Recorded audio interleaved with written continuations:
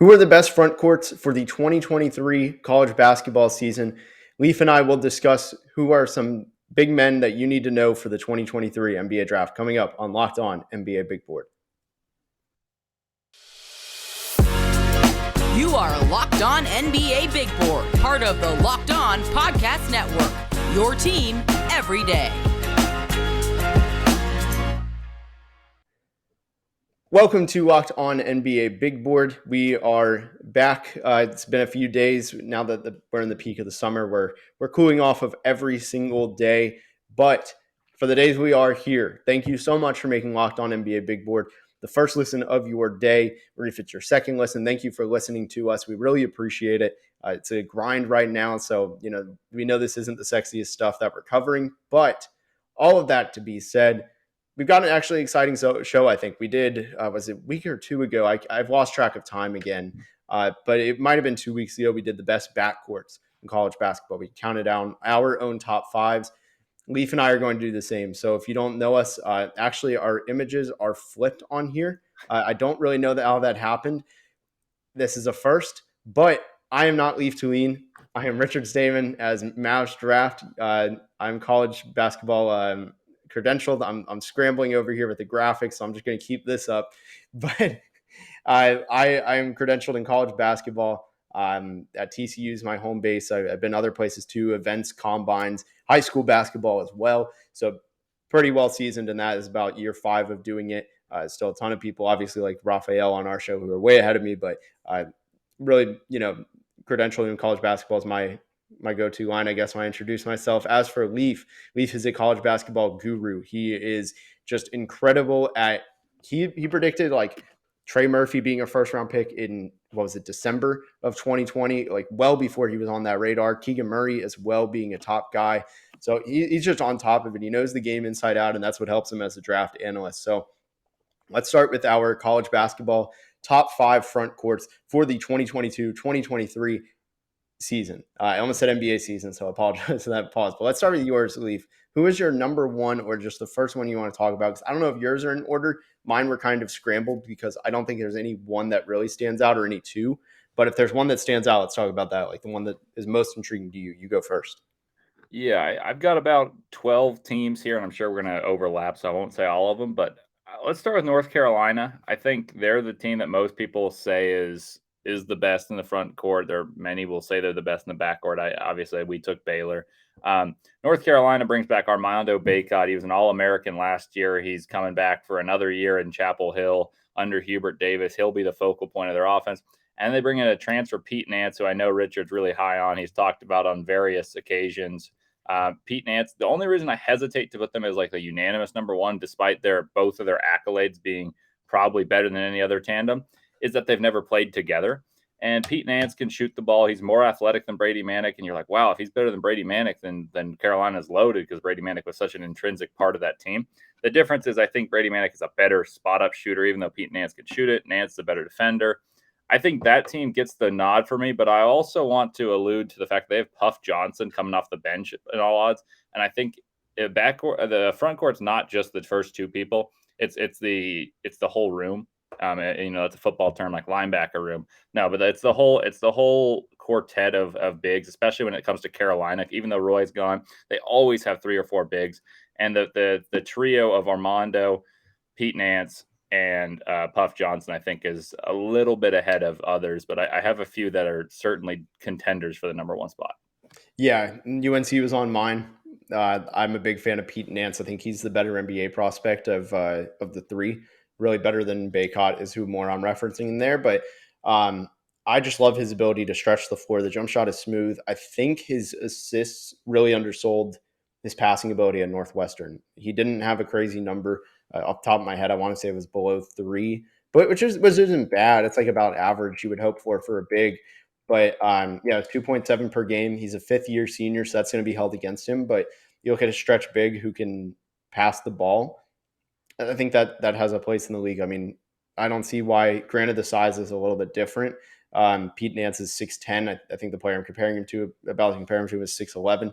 Shouldn't make a huge difference. If Mike Muscala is still in the league for like what feels like year 10 at this point, I don't see why Pete Nance can't make it. It's not exactly like, a barn burner that you're getting like that kind of player. But I mean, that is an impact player. If you ask Thunder fans, I think they generally have positive reviews of Mike Muscala, and he's a guy who I think on a winning team, having just a stretch big, it matters a ton, especially one that can pass. So I really like that North Carolina duo of mostly Bacot and Pete Nance, like you said, also Puff Johnson though too. I was actually going to start with the rivalry here. I was going to go with Duke. I absolutely love their freshman tandem. They lost Mark Williams, but they make right back up for it. I'm a huge fan of Derek Lively. He is a long center that's going to dominate inside. I think he's going to be a really good finisher, really good shot blocker, just really good defender. He can stretch the floor. And then you pair him with Kyle Filipowski, who I assume will be playing power forward, top 5 recruit on most consensus boards.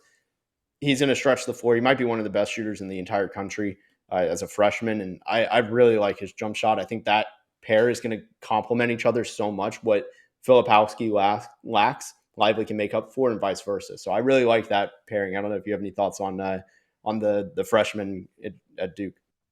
Yeah, I think Derek Lively coming in as a freshman is a lot ahead of Mark Williams coming in as a freshman. Mark Williams as a sophomore took an enormous leap, and Derek Lively is likely going to be a tad behind that, but he'll develop.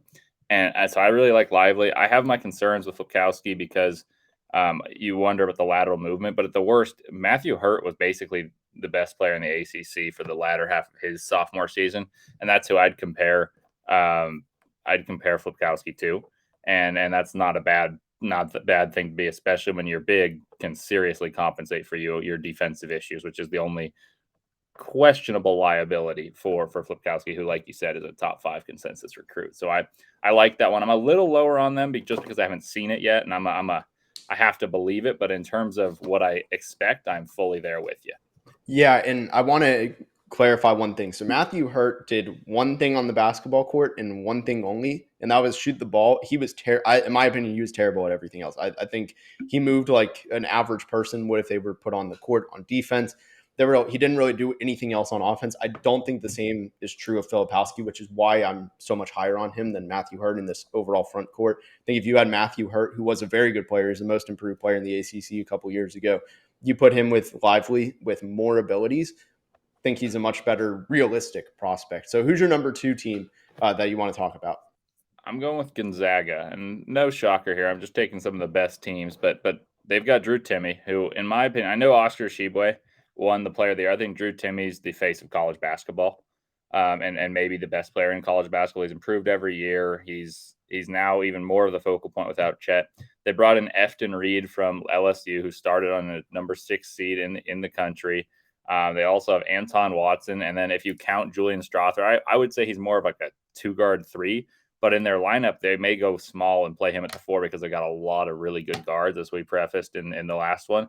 So if you can consider a quartet right there, that's certainly among the best quartets, because you have arguably the best player. You've got a guy in Anton Watson who's played on a national championship stage, losing to Baylor, and been a key contributor for 3 years. Efton Reed was a starter on a different team, and Julian Strother's on most big boards around 25. And so that's just an accumulation of talent that's hard to beat. And I just believe in Drew Timme so much. I think almost guaranteed All-American, probable top 5 finisher in Big Ten player. Maybe not Big Ten, in Player of the Year. And he probably will be WCC Player of the Year. So if you start just by accolades, they're up there. If you go by accumulation of talent and experience, they're up there. And so hard to overlook them. Yeah, Gonzaga is a team I actually did overlook, so easier to overlook than I think you might be thinking. But that really wasn't because of Drew Timme. Drew Timme alone probably puts them in the top 5 because he is, I think, the best player in college basketball. And yeah, he has that. But I'm not big on Efton Reed personally. I watched too much LSU last year. I was just not a fan of what I saw. Could change though in the system. I mean, I don't know what Will Wade's system even was. His whole thing is just kind of get raw athletes, no matter the size, and let them just scramble. So that was my reservation of putting him up there. My number 2, I'm surprised this team hasn't even come up yet, but I think this might actually really be a strong challenger for number 1, and that's Creighton. I love, if you count, it depends on how you count Arthur Kaluma. I think he's a power forward in this year, and then Ryan Calperner, who is unbelievably efficient. I've said this now 2 times in a row since talking about Creighton.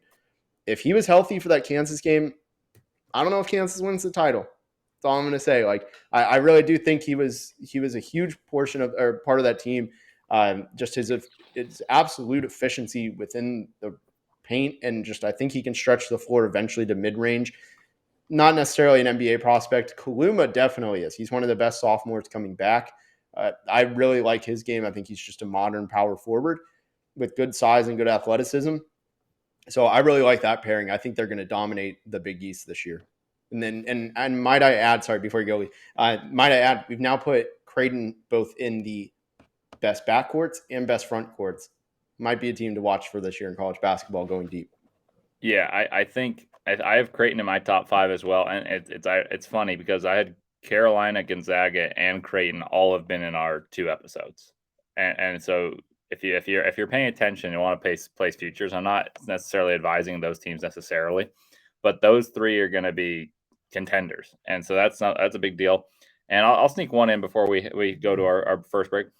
Kentucky, Oscar Tshiebwe, certainly the story, but I think Jacob Toppin and Damien Collins are both set for enormous breakouts because they had limited roles. Oscar Tshiebwe is going to be the man. He's going to be a walking double-double. I'd honestly expect him to average 18 and 15. Like, I know it's ridiculous, but he's like the manimal of college basketball, but runs like a deer and has a jump shot, like mid-range jump shot at least. Oscar Tshiebwe's productivity is just outstanding, and I think Jacob Toppin was probably the better player between he and Keon Brooks last year, but Keon Brooks was the elder statesman, the one who's played more frequently, the one with a slightly better jump shot at that point. I think Jacob Toppin's set to flash that athleticism that you see in those warm-up dunks and make it functional. And then Damien Collins was a former top 15 recruit. Yes. And he was very, very thin. He played inferior competition in high school, but you get toughened up while playing Oscar Tshiebwe every day. And I would not be surprised to see him really be a name that people have forgotten about and then work his way into being a borderline first-round pick. I'm not necessarily there. If it's this year, maybe it's the next year, but he's got the talent and raw athletic ability to do so. And coupling him with Tshiebwe is a dangerous, dangerous combination. Yeah, Kentucky was also on my list. It was pretty much just Tshiebwe, and yeah, I echo everything you said. Toppin's going to take a jump because Keon Brooks is gone.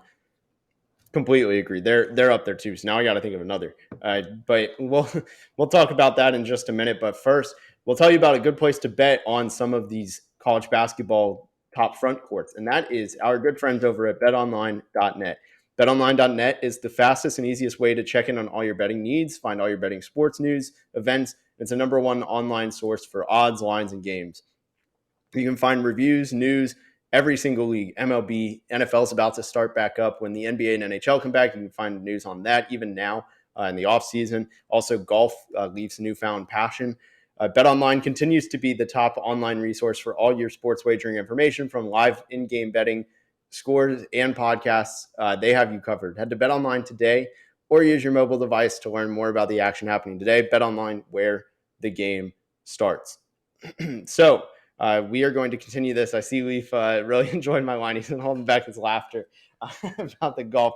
He has been texting me about his new golf game. But continuing with college basketball, moving away from golf, we are and actually, before we even do this, I want to say, again, thank you for everybody who's been listening, whether it be on Spotify, Apple, Stitcher, wherever you get your podcasts. We're free and available everywhere. We're also now on YouTube, and I want to campaign for us. We are trying to top the charts for Locked On, or at least get near it. We're not beating Locked On Mavs. They're undefeated.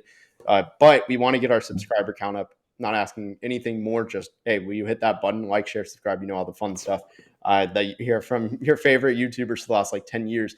But if you could really subscribe, it would mean a lot to us. That's all I ask from you. So getting into the college basketball front courts, going back to that, you said Kentucky at the end. We've listed Duke, North Carolina, Gonzaga, Kentucky. We have a ton, and Creighton as well. There's still a ton of candidates. So for me, I'll start this portion off. I'm going to go with a little bit of a cheat code. Actually, I'll end on that. It's a hot take. So I'm going to go with UCLA. I really like UCLA's front court because I think Jaime Jaquez is ridiculously efficient. He's going to challenge Drew Timme as he's probably the second best post, really just big man, if you count him as that. on the West Coast. I think it's not particularly close. They're 1-2 probably. And I really like, this is what puts him over the top. Like we talked about with Gonzaga, I don't think either of us are huge on Efton Reed, but Drew Timmy's weight carries that much, or he carries that much weight, excuse me, just his presence carries that much weight. And you can kind of argue the same thing with UCLA, Jaime Jaquez. But what really intrigues me is I think Adam Bona is going to defy the Mick Cronin UCLA doesn't develop young players well. They're freshmen. They haven't had a one and done. Actually, I think Peyton Watson's the entirely first NBA player and Johnny Juzang, but Peyton Watson's actually on like a guaranteed contract. He's the first NBA player under Mick Cronin, which is a 3-year span. So it's not favorable to bet on NBA players from here. But Adam Bona looked good in the FIBA, what was it, the U18s, I think it was. And I think that was the tournament. There was some tournament he was in overseas, and he looked really good. He moves his feet really well. I think he's going to find a place defensively and as a finisher on offense. You're not going to ask for much more than those two things. It's going to be a limited role. But I really like that combination. What do you think, Leif? Yeah, that's one I hadn't put on my list, and I have a list of 12 or 13 here, and that one I don't have on there, and I don't necessarily disagree. It's just that I don't know as much about Bona. I think I watched that tournament. I was impressed. I'm curious about the scalability of his talents. They also will have a lot of mouths to feed, and that always makes me concerned when saying like, oh, here's the front court, like that's going to dominate when you've got a lot of mouths to feed. Typically, the guards or the first ones fed, especially when you have Tiger Campbell in your backcourt. Jaime Jaquez obviously will be fed, and I think he's their best player. And I thought so last year too, when Johnny Juzang was the preseason all Pac-12 player. I don't mind that. I'm on a kind of wait and see on that one because it really does depend on the development of Bona. Obviously, they've got a quality big in on their rotation anyway, and I'm curious to see how much Bona plays. I've got one that's another very rich in tradition basketball school, Indiana. Trace Jackson Davis is a monster. I'm going to go through some stats for you. His freshman year, which was a while ago, 14 points a game. He had 8.4 rebounds, 1.2 assists, 1.8 blocks. Then his sophomore year, you're like, oh, he's leaving after this. 19, 9, 1.4 assists, 1.4 blocks, 1.7. Then Mike Woodson shows up, and he lowers his points per game average, but everything else improves, just like the quality of play, his efficiency. He shot 59%, shot 67% from the free throw line, which is a big improvement. 18.3 points per game, 2.3 blocks, and he just looks so quick, so athletic. And then his compatriot, his best friend on the team, Race Thompson, is one of the most underrated, unheralded players in the country because he does things very well, but quietly. Race Thompson is a rebounding machine. He works hard. He had 11.1 points per game, 7.5 rebounds per game. He's probably the best, built like a power forward wing defender in the country. Like he looks like I'm not comparing him whatsoever to Blake Griffin, but if you look at their body types, it's not dissimilar. And he slides his feet extremely well, and that's a great duo up front. And experience. They've both been 3-year starters, and I fully expect Indiana to be among the best teams in the Big Ten, which has kind of been a dangerous statement to make recently, but I do believe that this year. Yeah, and I actually had Indiana up there as well. I was mad you took another one. You got Kentucky first, now Indiana. Love Trace Jackson Davis. I think he's going to, you don't really hear about big men who can't shoot sticking right now in the league. It's a hard, he cannot shoot. I think there's almost no potential for that. But even with that fatal flaw, I personally think he's good enough elsewhere. Yes, he has a lot of post-oriented plays. I think that inflates his volume more than it really hides any weakness or anything like that. He's outstanding in the pick and roll because he's just so athletic, and that really stands for both ends. And he's going to finish at a high level. I think he's going to be you look at Dwight Powell, for example. If you put him with a really good pick and roll guard on offense, that's all you need from him. He's going to he'll do more than Powell though, because I think he can actually pass and see the floor well quickly, get the ball processed, and make the right pass. I think he's a lot better at that. But then you throw in the defensive end. He's a shot smotherer on the defensive end where he will smother anything near the rim. I mean, he has an unreal block radius range, where he can just go get anything. He's so athletic. He can recover. He can guard multiple positions. I think he'll actually stand just fine if he, like even without the jump shot. So look for, I mean, for me, getting him on Dallas would be a dream. You get him with Luka Doncic, that's a perfect big, especially if Christian Wood walks, Dwight Powell's gone. Both of them are free agents after this season. So I would really like that. But I really love the Indiana pick. When we're done, we'll finish up our top 5 college basketball backcourts. But quick word from our sponsors.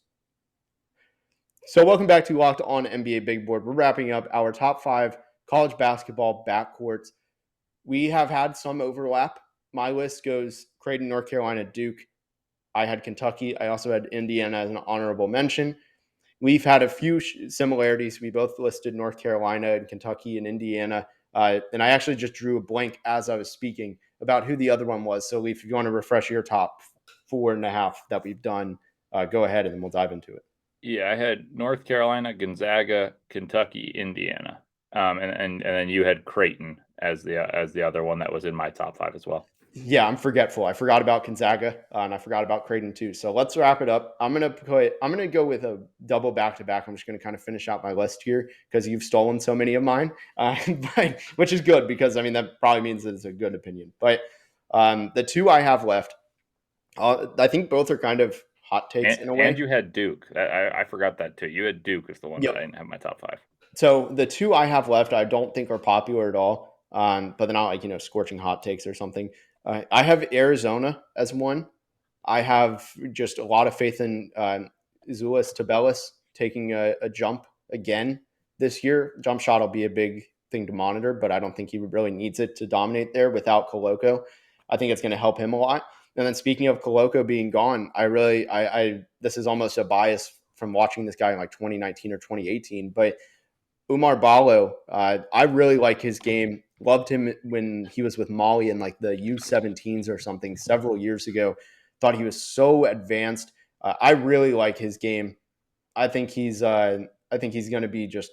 I think he's going to take another jump. He's a redshirt sophomore, so technically only 2 years played. He played 1 year at Gonzaga, redshirted there also. First year at Arizona wasn't very high volume, but Christian Koloko didn't have a ton of volume heading into his junior year, and he got drafted top 45. So I think a similar path could be had for Ballo. He does need to prove just that he's not raw anymore. But that's one of my other ones. Leif, who you got? Let's do 2 rapid fire on this. Yeah, real quick. Ballo actually played more than Tubelis in March Madness, and his defense was off the charts because he and Koloko combined, and he was playing the 4 and 5 interchangeably on defense. And for a big guy, it's really hard to do, especially with the pace of guards like Mike Miles, your boy, and TCU. Okay, 2 real quick is going to be hard because I've got like 7, but I'll give you 2 that aren't exactly popular. UConn. Adama Sanogo is a bull in a china shop. I love Adama Sanogo. And I'm going to kind of go deep on UConn here because I've been kind of high on a lot of their players. So Sanogo's 15-9. And I don't have the exact stats here for you, but there was a video compiled of all of his 6-foot and in misses that didn't have a defender directly responsible for him missing. And it was far, far, far too many. And I was told that he just started cramping late in games and he would get tired or his calves would get tight. And they said that they think they figured a way for him to be maybe it's just better shape, but similar to Paolo Banchero had to find a solution to when he was sweating and losing too much weight. I expect Sanogo to take another leap and be a Big East Player of the Year candidate. Another team in the Big East, I'm going to go 3. Sorry, Richard. Another team in the Big East is Villanova. I love Eric Dixon. Cam Whitmore is a freaking awesome beast. From he was in the FIBAs and he was the best player. He scored 30 in the championship. Cam Whitmore is a highlight waiting to happen. And I also enjoy watching Brandon Slater, who I think is an underrated glue guy. And here's one that I think is very commonplace because they've got a guy similar to the way Drew Timme, Armando Bacot. It's like a face of college basketball. I think Hunter Dickinson is one of the faces of college basketball at Michigan. And Terence Matthews had some big moments coming off the bench last year, and he'll be in for Moussa Diabate and Caleb Houston. And I think he'll improve. And then also for UConn, just to kind of harp a bell that Richard and I discovered a long time ago. I think Andre Jackson's probably more of a guard. That was all you. I was not responsible for finding him. Well, I appreciate that. Andre Jackson's probably more of a guard, but he'll be playing the 3 on their team, so I'm going to count this. if you want to watch an incredible athlete, like we talk about Cam Whitmore being an incredible athlete, Andre Jackson might be a more incredible athlete. He's got a 44-inch standing vert, flies, he rebounds the ball, his head hits the rim every time he dunks it. And then a really deep dive for UConn is this guy named Samson Johnson. He's a sophomore. He's from Togo. He's got a 7'5" wingspan, impressive outside shooting touch, and a world of potential is how they describe him on his profile page. He appeared in 13 games, and this shows how much of a geek I am. I watched a lot of games because I just really enjoyed watching Adama Sanogo. And I was like, man, who in the world is this guy? I'd never even heard of him. And then I watched him, and he was not terribly productive, but he didn't play much. And then I watched just the way he moves. And I'm not sure he's going to get a ton of minutes, but they had Isaiah Whaley, Tyler Pauley, and a couple other bigs graduate. I think they're, and Tyrese Martin, who's a monster on the boards. He's now on the Hawks. I watch out for Samson Johnson, Andre Johnson, and of course, Adama Sanogo. Dude, I love that. I love it. I'll end with my hotter take, I guess. This one, now that if you've listed Cam Whitmore as no longer as hot, I don't think. But I think the overall point is I have a ton of East Coast teams on here, and I'm going to continue with that. The anti-West Coast bias, I guess, I've been accused of before, persists. I'm going to go with Florida. I really like Colin Castleton. Good I think one. Talking about Michigan, he's somebody who he was at Michigan, was an absolute bust, never averaged more than 3 points a game in 2 years, goes to Florida, he was outstanding. I mean, the NCAA tournament last year in 2021 was really good. He's just an overall good player who he blocks shots. He has a mid-range shot. He has a free throw, and he can rebound. He's kind of stiff on defense. That's his one bad quality that really hurts him, and he'll be a fifth-year senior.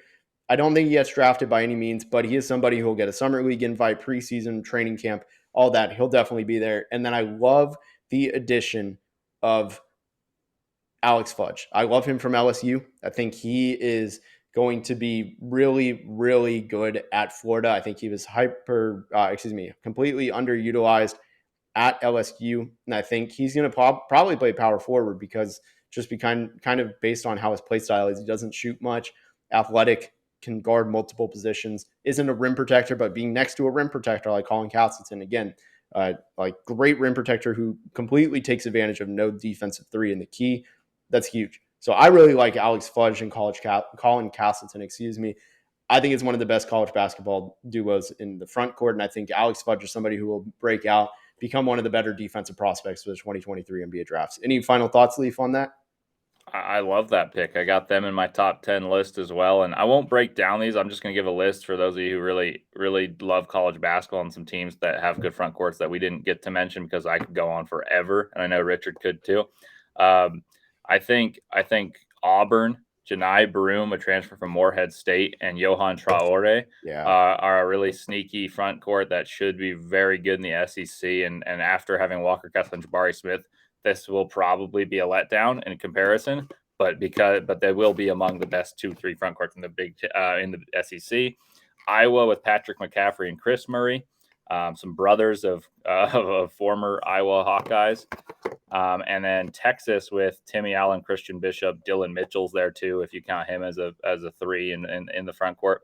I think those are a couple that we haven't mentioned, and then I've kind of echoed everything Richard's had, and then he's echoed a lot of mine. So those are some teams that have dominant interior play, and a couple of them have bona fide NBA draft prospects on their team.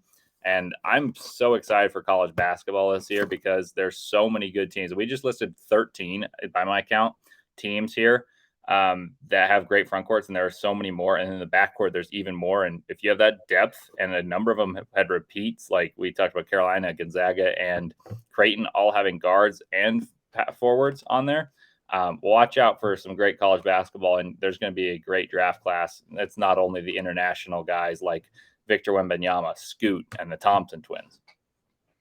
Yeah, I love this draft. I think it's going to be super exciting. I've put up our names, even if we are backwards. I am not Leif Tulin.